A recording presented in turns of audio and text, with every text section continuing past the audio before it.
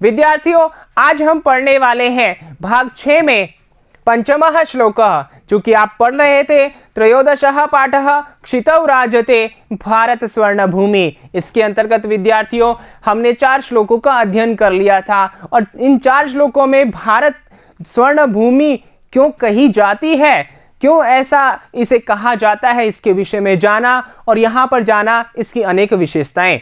तो विद्यार्थियों, इसी क्रम में आज हम पढ़ने वाले 5वां श्लोक। इसको पढ़ने से पूर्व पिछले श्लोक के अंतर्गत कुछ प्रश्न आपको दिए गए थे। उम्मीद करता हूं कि आपने उनके उत्तर सही सही लिख लिए होंगे। तो फिर भी आइए एक बार उत्तर की जांच कर लेते हैं और फिर आगे बढ़ेंगे। हमारे प्रश्न थे, पहला प्रश्न था विद्यार्थियों आपके लिए, ज्ञानी भी वैज्ञानिकै च युक्ता का वर्तते। ज्ञानी लोगों और वैज्ञानिकों से युक्त कौन है? तो विद्यार्थियों, हम भारत की भूमि के विषय में बात कर रहे हैं, तो वही तो है। तो का वर्तते, यहाँ प्रश्नवाचक पद जो है प्रथमा एक वचन है स्त्रीलिंग में, तो यहाँ उत्तर होगा भारत स्वर्ण भूमि ही। ठीक है, समझ में आ गया? भारत भूमि ही, ऐसा भी आप लिख सकते हैं। और दूसरा प्रश्न अपना क्या था, देखिए, निम्नलिखितयो पदयो संधि विच्छेदम कुरुता। नीचे 2 पद दिए गए थे आपको और इनका संधि विच्छेद करना है। धरेयम चैव, ठीक है, तो पहला है धरेयम, इसका देखिए संधि विच्छेद धराधन इयम, ठीक है ना।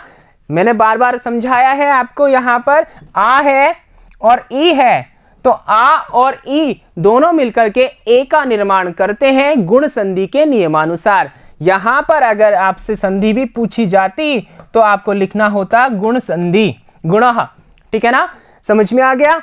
अब यहां दूसरा जो था पद वो चैव था, ये आपने श्लोक में अच्छे से पढ़ा ही है, च धन एव, ठीक है, च में जो अ है वह और ए दोनों मिलकर के ऐ का निर्माण करते हैं और जब मिलाते हैं तो चैव यह पद बनता है। तो यहां कौन सी संधि हो जाती है? यहां वृद्धि संधि हो जाती है। ठीक है, समझ में आ गया ना, सही है ना आपका? तो ध्यान से सुनिए विद्यार्थियों, श्लोक तो आप पढ़ रहे हैं, श्लोक का अर्थ भी आप जान रहे हैं, साथ ही साथ व्याकरण से संबंधित कुछ प्रश्न भी यहां बन जाते हैं जो आपको ध्यान रखना है। ठीक है विद्यार्थियों, आइए आगे चलते हैं, आगे अपने श्लोक पे। पंचमः श्लोकः, ठीक है, सस्वर वाचन करना है आपको मेरे साथ, तो शुरू हो जाइए।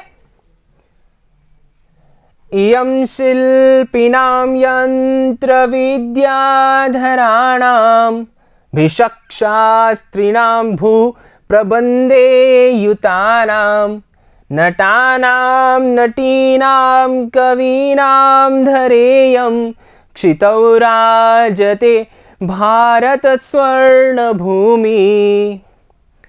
ठीक है, तो यहां पर यह श्लोक है और इस श्लोक में क्या कहा गया है, तो प्रसंग में देखिए, इयं धरा बहुनाम कलाकाराणाम धरा वर्तते इति वर्णितम अस्ति अत्र।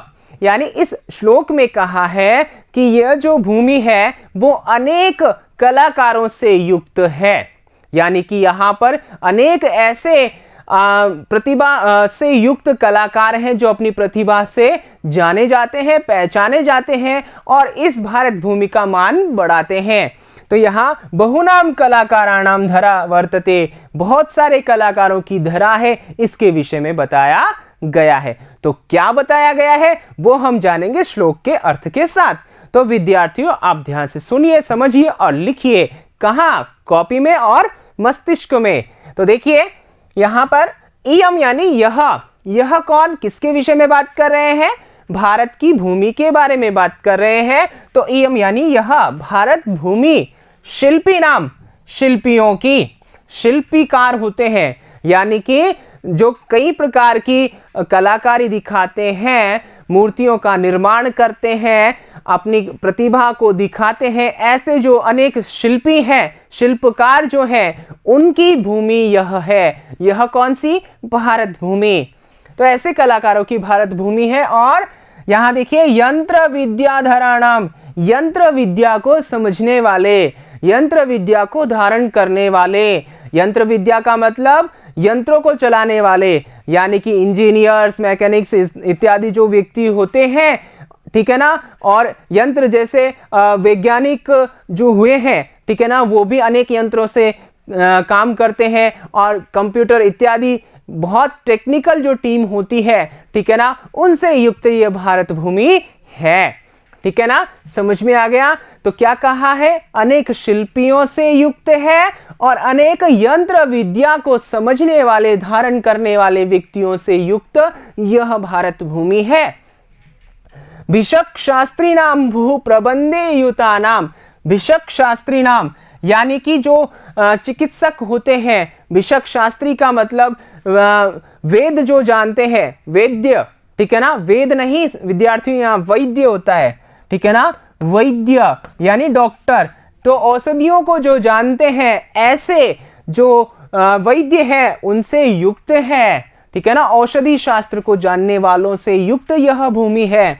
भू प्रबंधे, और इस भू का यानी इस पृथ्वी का मतलब भारत भूमि का प्रबंधन, ठीक है ना, प्रबंध करने वाले, मैनेज करने वाले, ठीक है ना, तो उनसे युता नाम मतलब प्रबंध में लगे हुए व्यक्तियों से युक्त है। यानी प्रशासन किस प्रकार चलाया जा सकता है, ठीक है ना, तो उनसे युक्त यह भारत भूमि है। ठीक है, समझ में आ गया। तो दो लाइनों में क्या कहा कि यह भारत भूमि अनेक शिल्पियों से युक्त है, अनेक यंत्र विद्या को, तकनीक विद्या को समझने वालों से या उनको धारण करने वालों से युक्त है, और यह औषधि शास्त्र को जानने वाले वेद्यों से युक्त है, और साथ ही प्रबंध को, प्रशासन को समझने वाले या प्रशासन को निभाने वाले, ठीक है ना, प्रशासन करने वाले व्यक्तियों से युक्त है। ठीक है, समझ में आ गया। अब यहां पर देखिए, यहां तो कला आपको नजर आ गई, और क्या कला है, कौन सी कलाओं से युक्त है, तो यहां देखिए नटा नाम, नट, ठीक है ना, नट का मतलब अभिनेता, जो नाटक करता है, जो अपने अभिनय से जनता का मनोरंजन करता है, ठीक है ना, तो ऐसे व्यक्तियों से, ऐसे अभिनेताओं से युक्त है भारत भूमि।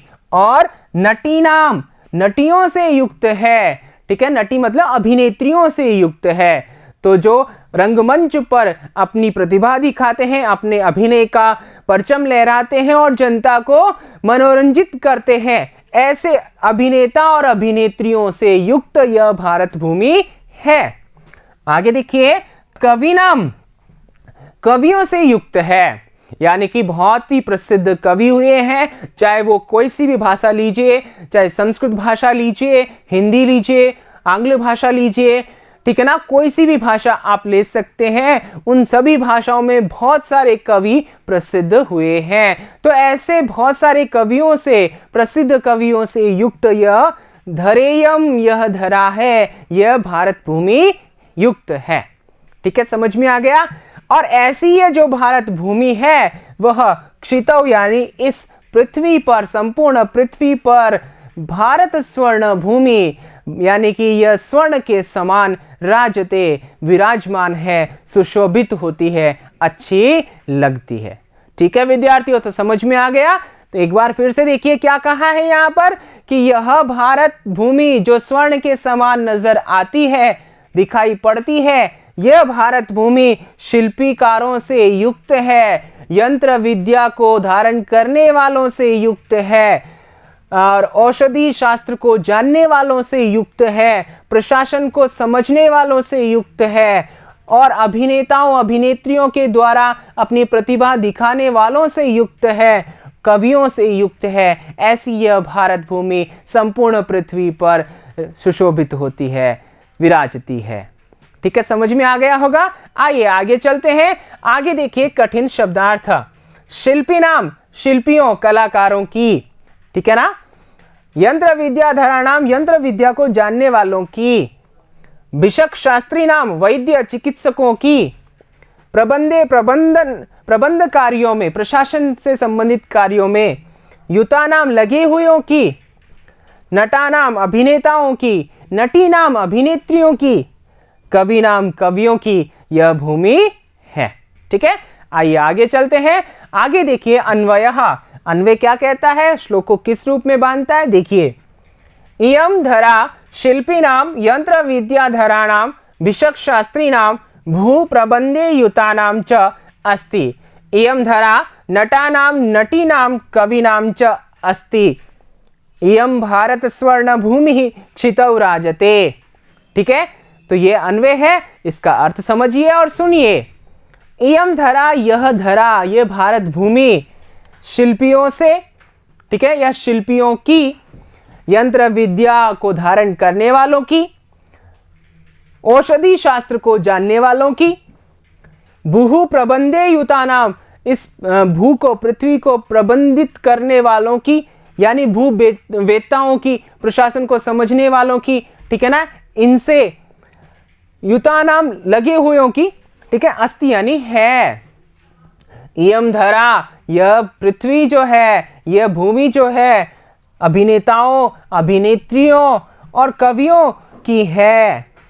ऐसी यह इयम यानी यह भारत स्वर्ण भूमि इस पृथ्वी पर सुशोभित होती है। ठीक है, अब आगे देखिए भावार्थ। भावार्थ में कवि क्या कहना चाहते हैं, इसको और थोड़ा विस्तार से छोटे रूप में पढ़ते हैं। देखिए, कवि ही भारत भूमे है विशेषतायां कथयति यत् एषा विभिन्न कलाकाराणां, यंत्र विद्या विशेषज्ञानां, चिकित्सकानां, समाज सेवकानां च भूमिः अस्ति।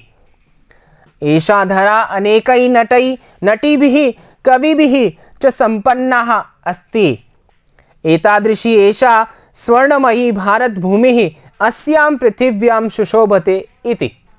ठीक है, इसका अर्थ क्या हुआ, देखिए, कवि भारत भूमि की विशेषता में कहते हैं कि यह विभिन्न कलाकारों से या कलाकारों की, यंत्र विद्या विशेषज्ञों की, चिकित्सकों की यानी वैद्यों की, ठीक है, समाज सेवकों की भूमि है। ठीक है, यह धरा अनेक अभिनेताओं, अभिनेत्रियों और कवियों से संपन्न है।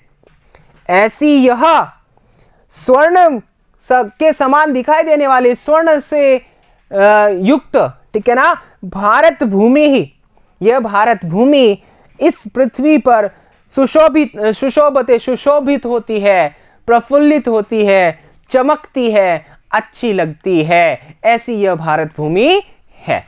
ठीक है विद्यार्थियों, तो उम्मीद करता हूं आपको समझ में आ गया होगा और ये भारत की विशेषताएं आपको पता चल गई होंगी। आइए आगे चलते हैं। आगे है भावबोध प्रश्नाः। भावबोध प्रश्न है, यहां पर देखिए 2 प्रश्न है अपने पास में। पहला प्रश्न है, क्षितौ इति पदस्य मूल शब्द विभक्ति वचनम प्रदर्शयत। ठीक है, पहला प्रश्न है, यहां व्याकरण से संबंधित है, तो आपको उत्तर देना है। दूसरा है, वसुंधरा इति पदस्य समानार्थकम पदम अस्मात् श्लोकात् चित्वा लिखत। ठीक है ना, तो यहां पर क्या लिखना है, समानार्थक पद आपको चुन करके लिखना है। ठीक है, समझ में आ गया आपको। ये 2 प्रश्न आपको अपनी उत्तर पुस्तिका में लिखने हैं और इनके उत्तर भी आपको लिखने हैं। उम्मीद करता हूं कि आपको ये श्लोक और ये वीडियो अच्छा लगा होगा। आगे मिलूंगा अगले श्लोक के साथ, तब तक के लिए धन्यवाद।